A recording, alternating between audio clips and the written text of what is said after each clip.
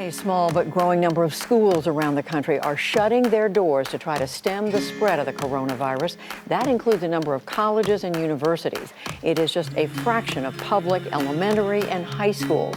But so far, more than 620 schools have closed or are scheduled to close.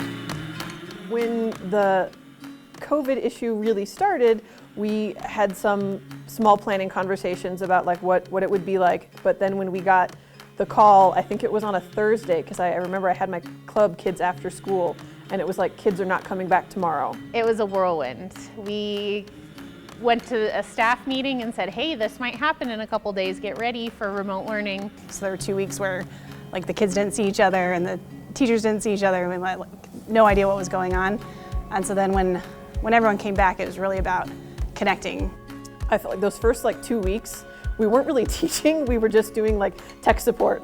There were lots of phone calls about what button to press on the screen. We had to pull together iPads and packets and all these things that we thought, kids might need for a couple weeks, because we thought we'd be out of school a couple weeks.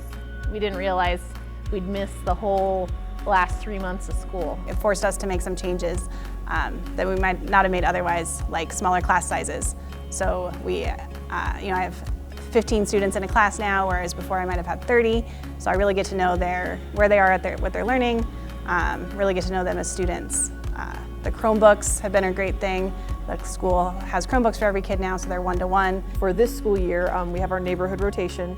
Every rotation, we take one day that that we have been pretending that we are online. The kids are all physically in the room with us, but everybody's got their headsets on, using Canvas, using Teams. We do our video meeting. They get all of their instruction there, having them practice not only sending messages to us requesting help, but sending messages to one another so that way they can still collaborate. I want to say online teaching and learning is an opportunity for innovation.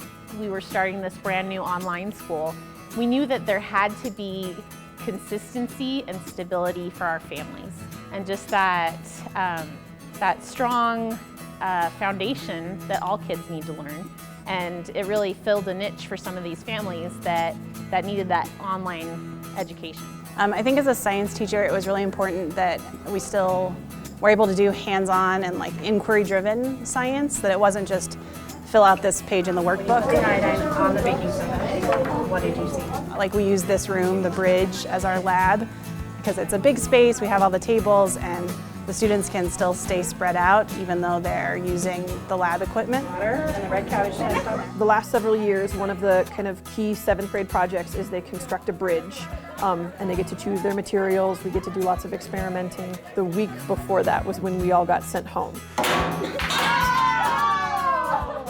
So now that I have that neighborhood in my rotation again, they're finishing that project. So we're approaching it from a different direction. We're talking about it in terms of writing and making estimates, educated guesses, supporting your theory with evidence. But then they get to still complete that project. My student teacher is teaching language arts. Good, Maddox. Good complete sentence. We're meeting speaking and listening standards through playing Simon Says.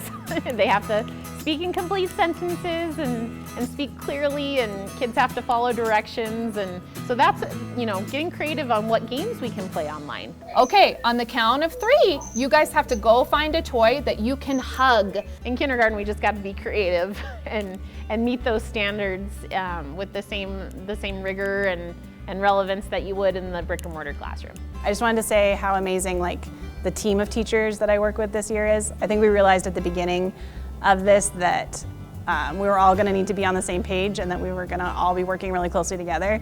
And so the 6th, 7th grade teachers have really been focused on meeting every week and touching base and figuring out the best way to support kids together. I feel like in a way there's a lot more flow of information. Instead of everybody sitting in their little corner, we all need each other because we're all getting used to this new thing. So we're all sharing a lot more, I think, than we were comfortable sharing previously.